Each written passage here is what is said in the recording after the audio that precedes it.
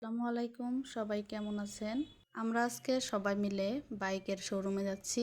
তো দেখতেই পাচ্ছেন আমার বাচ্চারা এবং আমার হাজবেন্ড কতটা এক্সাইটেড।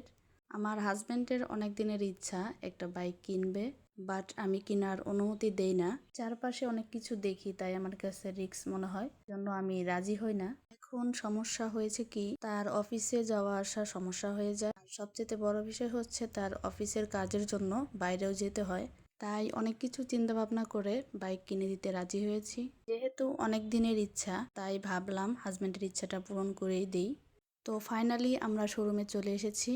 আর এই বাইকটা হচ্ছে আমরা চয়েস করেছি, ব্র্যান্ড হচ্ছে হোন্ডা। বাইকটি ডাবল ডিস্ক। তো আমাদের সামর্থ্য যেমন সেই অনুযায়ী আমরা বাইকটা পছন্দ করেছি।